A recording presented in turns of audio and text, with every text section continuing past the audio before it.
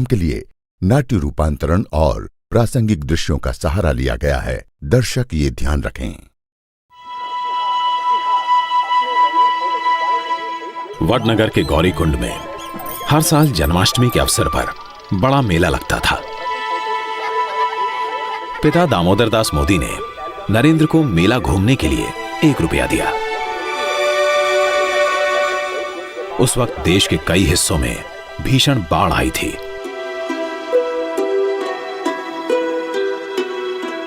नरेंद्र ने दोस्तों से बात की और सबसे 1-1 रुपया लेकर मेले में चाय का स्टॉल लगा लिया। अपने घर से स्टोव और बर्तन ले आया। चाय बनाना तो वो जानता ही था।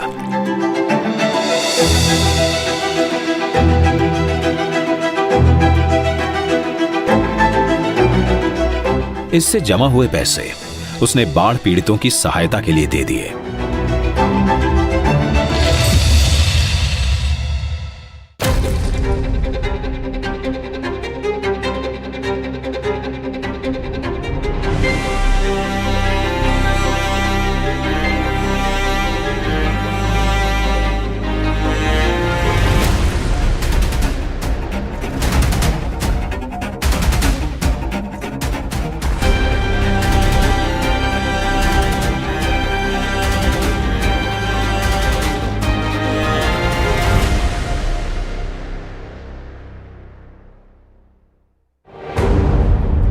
साल 1973 अहमदाबाद के LD इंजीनियरिंग कॉलेज का हॉस्टल। मेस बिल में भारी बढ़ोतरी कर दी गई। छात्रों ने इसके विरोध में हड़ताल कर दी। 23 साल का नरेंद्र भी इस आंदोलन से जुड़ गया।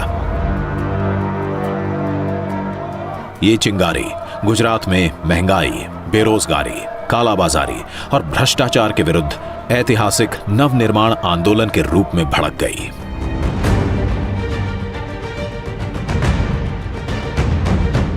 खास तौर पर युवाओं ने यूनिवर्सिटी में यह आंदोलन का केंद्र बना दिया। उस वक्त स्लोगन था, अगर सच के नाम बगावत है तो समझो हम सब बागी है। जय प्रकाश नारायण जिंदाबाद, संपूर्ण क्रांति जिंदाबाद। नवनिर्माण आंदोलन ने गुजरात में चिमनभाई पटेल की कांग्रेसी सरकार को उखाड़ फेंका। इंदिरा सरकार तक हिल गई। नवनिर्माण के बाद चुनाव हुआ तो पहली बार गैर कांग्रेसी सरकार बनी। जनता मोर्चा बना, बाबूभाई जसभाई पटेल मुख्यमंत्री बने। जल्द ही एक और बड़ा राजनीतिक भूकंप आने वाला था। 12 जून 1975 इलाहाबाद हाईकोर्ट के जज जस्टिस जगमोहन लाल सिन्हा ने इंदिरा गांधी के रायबरेली से सांसद के तौर पर हुए चुनाव को रद्द कर दिया। इंदिरा गांधी 1971 में हुए चुनाव में सरकारी तंत्र का दुरुपयोग करने की दोषी पाई गईं। इलाहाबाद हाईकोर्ट के फैसले को इंदिरा ने सुप्रीम कोर्ट में चुनौती दी। देश की सबसे बड़ी अदालत से भी उन्हें खास राहत नहीं मिली। 25 जून 1975 की रात इंदिरा गांधी ने पूरे देश में इमरजेंसी लगा दी। भाइयों और बहनों, राष्ट्रपति जी ने आपातकाल की घोषणा की है। राष्ट्र की अखंडता के लिए कठोर कार्रवाई करना जरूरी है। मैं आपको ये विश्वास दिलाना चाहती हूँ कि इस नए आपातकाल की घोषणा से कानून प्रिय नागरिकों के अधिकारों पर किसी प्रकार से असर नहीं पड़ेगा और नागरिकों के मौलिक अधिकार छीन लिए गए। प्रेस पर सेंसरशिप लाद दी गई। अखबारों को सरकार के खिलाफ एक भी शब्द लिखने का अधिकार नहीं था। उस वक्त टीवी नहीं था, ज्यादातर प्रिंटिंग प्रेस था, उसके माध्यम से मीडिया चलता था। तो शाम को आपका जो न्यूज़पेपर बना हो वो पुलिस स्टेशन में दिखाना पड़ता था। उसमें से अगर इंदिरा गांधी के खिलाफ कुछ है तो निकालना पड़ता था, कांग्रेस के खिलाफ कुछ है तो निकालना पड़ता था। विपक्ष के बड़े नेताओं के साथ लाखों की तादाद में आम लोग गिरफ्तार किए गए। 25 जून 1975 का दिन भारत के इतिहास में एक कलंक दिन के रूप में याद किया जाएगा। इमरजेंसी के काले दौर में 25 साल का युवा नरेंद्र भी लोकतंत्र बचाने की लड़ाई में शामिल हुआ। पुलिस नरेंद्र को ढूंढ रही थी। लेकिन कभी साधु तो कभी सरदार बनकर वो लगातार अपना काम करता रहा। हम भावनगर कारागार में थे। मैं साधना साप्ताहिक का संपादक था और सेंसरशिप के खिलाफ लड़ा, इसलिए मैं वो कारागार में था। हम 1 साल रहे। उनको कुछ पूछना था तो वेश बदल कर आ गए वो जेल में। मुझे मिले और भी लोगों को मिले, तो ये उनका साहस का स्वभाव था। नरेंद्र गुजरात ही नहीं, गुजरात के बाहर से आए तमाम नेताओं की भी हर संभव मदद करता रहा।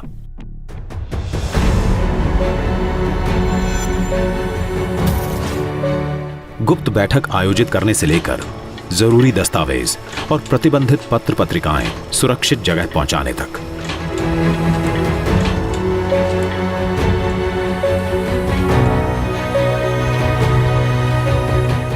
जो काम है समाज में जागृति लाने का, यानी कि अलग अलग पत्रिकाएं जो होती थी, जो न्यूज़पेपर में नहीं आते थे सेंसरशिप के नाते, तो वो फैलाना, कई ऑर्गेनाइजेशन की जो गतिविधि चल रही है वो समाज में लाना और विदेश में पहुंचाना, ये सब कार्य करने वाले अंडरग्राउंड वर्कों में नरेंद्र भाई मुख्य थे।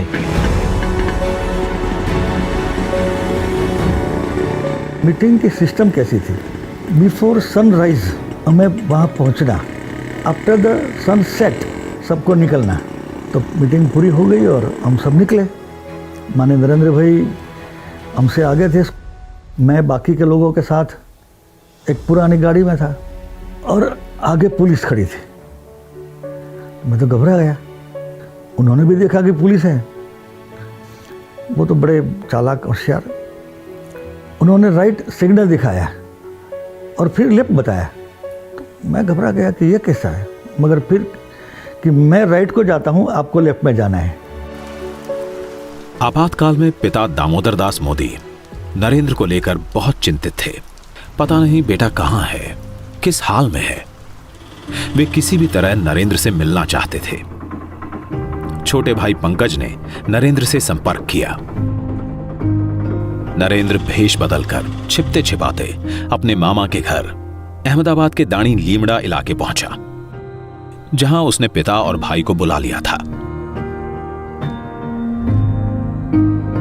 पिता नरेंद्र की वेशभूषा देखकर दंग रह गए। आपातकाल के खिलाफ लड़ाई में नरेंद्र की भूमिका को जाना तो गर्व की अनुभूति हुई।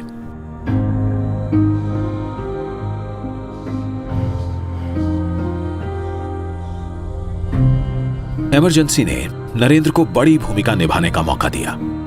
संघ के साथ ही गांधीवादी, साम्यवादी सभी विचारधाराओं को जानने समझने का अवसर मिला। संघ से जुड़े लोगों को गुप्त ढंग से जोड़ने का काम तो चलता ही रहा।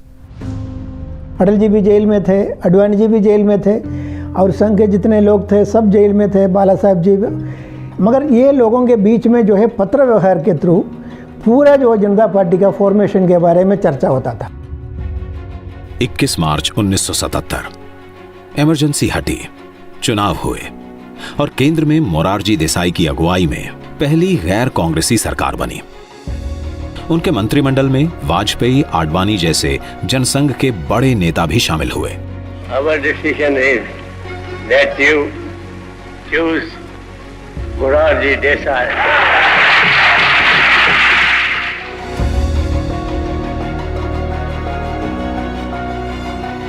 देश में नए राजनीतिक समीकरण बने। नरेंद्र को भी नई जिम्मेदारी मिली। उसे गुजरात से संबंधित आपातकाल का इतिहास लिखने को कहा गया।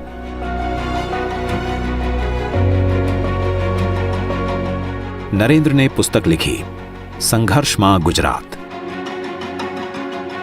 तो इमरजेंसी में पूरा कार्य संघर्ष में कैसे चला, इसमें वेश बदल करना, अंडरग्राउंड लोगों को संपर्क रखना, कब कौन कहाँ सत्याग्रह करेगा और जेल में जाएगा, ऐसे अंडरग्राउंड नेताओं की जो बैठक होती थी उनकी व्यवस्था करना, ऐसे सब व्यवस्थाओं में नरेंद्र भाई का रोल एक बड़ा था, जो हम संघर्ष में गुजरात वो पुस्तक में काफ़ी कुछ पढ़ सकते हैं।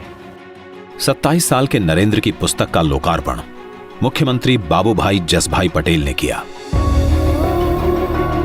ये पुस्तक भारतीय लोकतंत्र के सबसे अंधेरे काल का चमकदार दस्तावेज बन गई। पुस्तक इतनी लोकप्रिय हुई कि इसका हिंदी अनुवाद आपातकाल में गुजरात नाम से प्रकाशित हुआ। भूमिकाएं, स्थान बदलते रहे, अविरल। इमरजेंसी के बाद नरेंद्र का दिल्ली आना जाना लगा रहा। संरक्षक की भूमिका निभाते आ रहे वकील साहब नरेंद्र को तराशते रहे। वकील साहब की सलाह मानते हुए मोदी ने दिल्ली यूनिवर्सिटी से 1978 में बीए किया। मोदी जी वकील साहब के मानस पुत्र थे। वकील साहब के स्मरण में ही पूरा संस्कार धाम खड़ा है, जिसे लक्ष्मण ज्ञानपीठ के नाम से हम जानते हैं। 11 अगस्त 1989 दोपहर 3:15 बजे गुजरात के मोरबी में मच्छू नदी पर बना बांध तेज बारिश से टूट गया।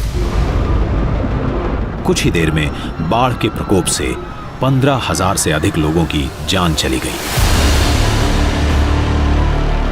शहर शमशान बन गया। लाशों के कारण महामारी फैलने का खतरा बढ़ गया। इस त्रासदी की जानकारी पाते ही मोदी फटाफट मोरबी पहुंचे। संघ के स्वयं सेवकों के साथ मिलकर बाढ़ पीड़ितों की सहायता की। घर घर में जाके उसका कीचड़ कादव निकालना, इतना ही जो मृतदेह उनका अंतिम संस्कार करना। नरेंद्र भाई भी उसमें हमारे वकील साहब की सूचना से तुरंत पहले ही वीक में आ गए। मोरबी के बाढ़ पीड़ितों के लिए राजकोट में राहत शिविर लगाए गए और इन शिविरों में सबका ध्यान रखा गया। यहां मुस्लिम परिवार बड़ी तादाद में थे, जिनके लिए रमजान के महीने में सहरी तक की व्यवस्था की गई। ये सब काम बड़ा कठिन था और उसको फिर से खड़ा करना, ये पूरा मेरे ख्याल से 2-3 महीने तक ये काम चला था और नरेंद्र भाई उसमें निरंतर वहां पर बने रहे थे। मोरबी की घटना के 2 हफ्ते पहले ही मोरारजी देसाई की जगह चौधरी चरण सिंह ने पीएम की कुर्सी संभाली, लेकिन उनकी सरकार भी 6 महीने के अंदर गिर गई। जनता मोर्चा का प्रयोग 3 साल में धराशायी हुआ और जनवरी 1980 में हुए चुनावों में इंदिरा गांधी ने सत्ता में वापसी की। 6 अप्रैल 1980 जनसंघ से जुड़े नेताओं ने भारतीय जनता पार्टी का गठन किया। अटल जी ने घोषणा की, भारतीय जनता पार्टी बनी। पहला अधिवेशन मुंबई में हुआ। अटल जी का वो बहुत बड़ा वाक्य है, अंधेरा छटेगा कमल खिलेगा, और कमल की घोषणा हुई उस वक्त। 1981 में तमिलनाडु के मीनाक्षीपुरम में बड़ी संख्या में दलित परिवारों को इस्लाम में धर्मांतरित किया गया। इस घटना से देश भर में हाहाकार मचा। हिंदू समाज की एकता को सुदृढ़ करने के लिए संघ परिवार तेजी से हरकत में आया। देश भर में एकात्मता यात्रा का सिलसिला शुरू हुआ। देश के करीब 6 करोड़ लोगों से इस दौरान संपर्क किया गया। इस यात्रा के गुजरात में आयोजन का दायित्व संभाला नरेंद्र मोदी ने। मोदी की नेतृत्व क्षमता को नया आयाम मिला। देशनो तमाम नागरिक एक छे। देश के तमाम नागरिक एक है। इस उद्देश्य के साथ गंगा जी और भारत माता, गंगा जी का कुंभ और भारत माता का चित्र लेकर एक साथ 2 रथ देश भर में निकाले गए। मैं मानता हूं कि ये रथ यात्रा किस तरह से निकाली जाए, इसका विचार भी नरेंद्र भाई का ही था। 31 अक्टूबर 1984 को इंदिरा गांधी की हत्या से उपजी सहानुभूति लहर के कारण कांग्रेस को बम्पर जीत हासिल हुई। बीजेपी को सिर्फ 2 सीटें मिली। अगले ही साल गुजरात में विधानसभा के चुनाव हुए। कांग्रेस ने 182 में से 149 सीटें हासिल की। बीजेपी को महज 11 सीटें मिली। बीजेपी को मजबूत करने के लिए संघ से अच्छे प्रचारकों को पार्टी में भेजने का सिलसिला शुरू हुआ।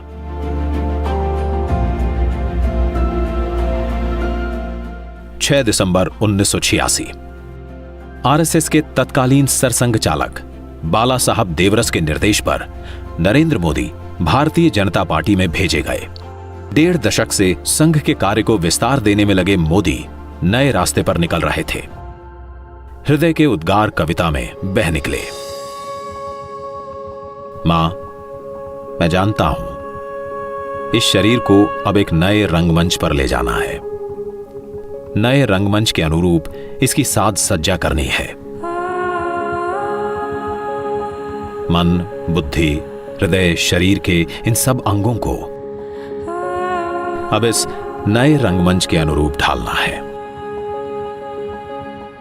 He used to write it as a letter. अपने दिल में क्या उनकी उत्तेजनाएं हैं वो जगत जननी से बताते थे। उनको लगता है कि चाहे कितनी भी अंधेरी रात क्यों ना हो, चाहे कितनी भी मुश्किलात क्यों ना हो, वो माँ उनका हाथ पकड़कर उस मुश्किलात की घड़ी से उनको बाहर निकालेगी। संघ से बीजेपी में आते ही मोदी के सामने एक बड़ी चुनौती 1987 में आई, जिसे उन्होंने अवसर में बदल दिया। अहमदाबाद नगर निगम का चुनाव था। रणनीति और प्रचार की जिम्मेदारी खुद मोदी ने संभाली। नारा दिया, बस अब तो भाजपा। उस टाइम नरेंद्र भाई मोदी ने ये स्लोगन दिया था, बस अब भाजपा। उस टाइम पे जो स्लोगन बने, जिस स्लोगन ने एक बहुत बड़ा अहम रोल प्ले किया बीजेपी को ऊपर उठाने का देश की पॉलिटिक्स में, इलेक्टोरल पॉलिटिक्स में, वो स्लोगन्स का जो कॉइनर थे उसके, वो ज्यादातर नरेंद्र भाई थे। अहमदाबाद नगर निगम चुनावों में बड़ी जीत के बाद नरेंद्र मोदी को गुजरात बीजेपी का संगठन मंत्री बना दिया गया। मोदी ने गुजरात में बीजेपी की जड़ें मजबूत करने के लिए यात्रा की रणनीति का सहारा लिया। किसानों के मुद्दों को लेकर 1987 में न्याय यात्रा, तो आदिवासी इलाकों को केंद्र में रखते हुए 1988 में लोक शक्ति यात्रा। तो जो प्रश्न, जो समस्या लोगों को पीड़ित करती थी, इस समस्या को लेके समस्या को हल कैसे किया जाए, उनका सुझाव देते हुए गुजरात में विविध क्षेत्रों में यात्रा हुई और इसी यात्रा से लोग जुड़ते गए।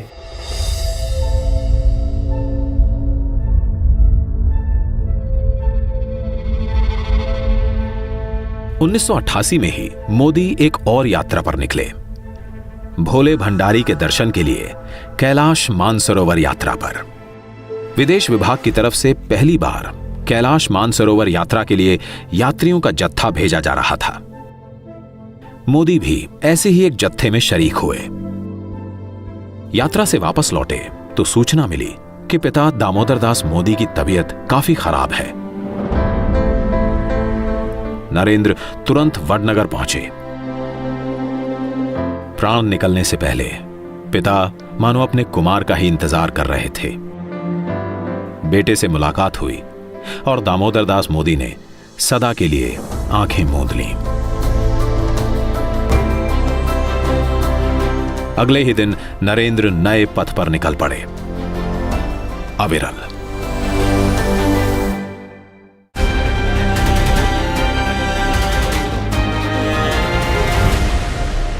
खाने का बड़ा मौका मिला। गठबंधन के तहत गुजरात में जिन 12 सीटों पर बीजेपी चुनाव लड़ी, उन सभी सीटों पर बीजेपी की जीत हुई। मोदी का सिक्का और जमा। कि मोदी जी का काम करने का तरीका वो अपने आप में एक अनूठा है।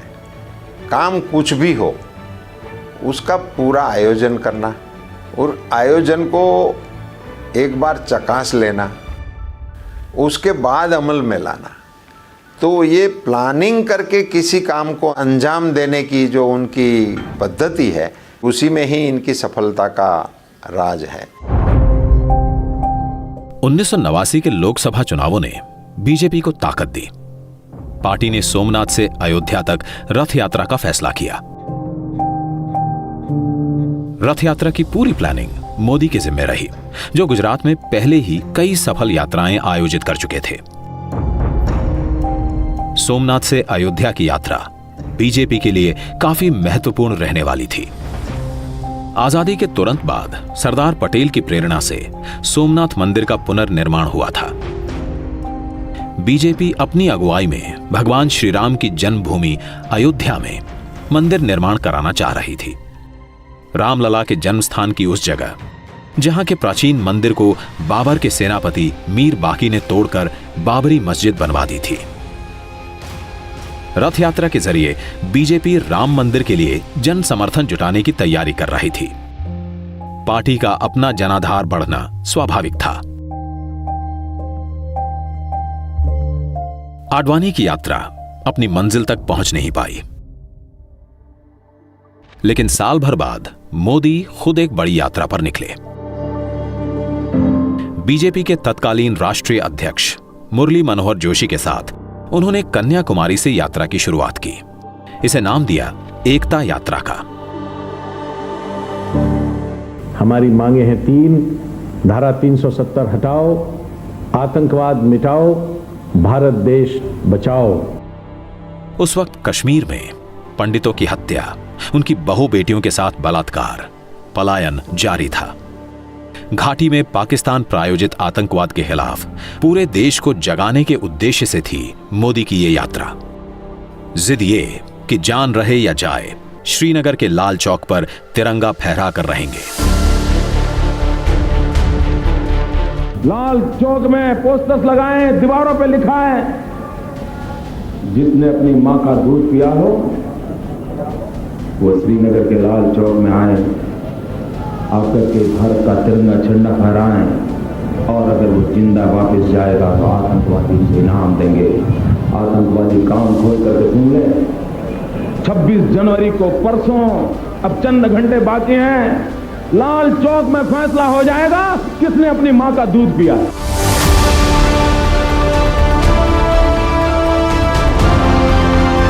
आतंकवादियों की धमकियों के बावजूद 26 जनवरी 1992 को लाल चौक पर तिरंगा फहराया गया। तो माहौल इतना भावुक था देश के लिए, एकता के लिए, कि मरने के लिए हम सब कार्यकर्ता एकदम जुस्सा में था।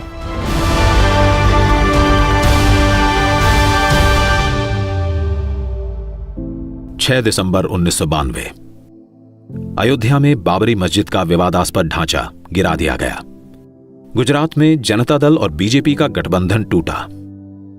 1995 के गुजरात विधानसभा चुनावों में बीजेपी अकेले लड़ी। जबरदस्त जीत हासिल हुई। गुजरात में पहली दफा बीजेपी की अपनी बहुमत की सरकार बनी। जीत के पीछे थी नरेंद्र मोदी की रणनीति। BJP came to power with almost 2/3 majority in 1995। सबने सोचा कि शंकर सिंह वाघेला चीफ मिनिस्टर बनेंगे, उनकी भी आकांक्षाएं थी। लेकिन नरेंद्र भाई ऐसा मानते थे कि केशु भाई का सीएम बनना वो पार्टी के लिए ज़्यादा हितकारी रहेगा, और उन्होंने पार्टी में ऐसा एक माहौल बनाया जिसकी वजह से केशु भाई चीफ मिनिस्टर बने। जीत की खुशी ढंग से मना पाते उससे पहले ही पार्टी के अंदर बड़ा बवंडर उठ खड़ा हुआ। शंकर सिंह वाघेला ने विद्रोह कर दिया। केशु भाई की सरकार में अपने समर्थकों की अनदेखी का आरोप लगाया। ठीकरा फोड़ा नरेंद्र मोदी के सर पर। तो बीजेपी के जो एमएलए थे उनमें उन्होंने एक तरीके से एक फूट डालने का प्रयत्न किया। शंकर सिंह वाघेला बड़ा तबका लेके वो चले गए यहां से खजुराहो। और उनके समाधान की बात जब अटल जी और शीर्ष नेतृत्व ने की, तब शंकर सिंह ने शर्त रखी थी कि मोदी जी को गुजरात के बाहर भेजा जाए, तभी हम वापस आके केशु भाई की सरकार को चलाएंगे। तो अटल जी ने ये फॉर्मूला स्वीकार किया, और मोदी जी तो वैसे भारतीय जनता पार्टी के समर्पित कार्यकर्ता थे ही, पार्टी जो फैसला करे उनको स्वीकार करते थे। तो इसी फैसले में उनको गुजरात छोड़ने का तय हुआ। नरेंद्र मोदी इस पूरे घटनाक्रम से आहत हुए, लेकिन पार्टी के हित में गुजरात छोड़ना स्वीकार किया। 28 सितंबर 1995 को गुजरात के संगठन महामंत्री का पद त्याग दिया। क्या हार में, क्या जीत में, किंचित नहीं भयभीत में, कर्तव्य पथ पर जो मिले यह भी सही वह भी सही।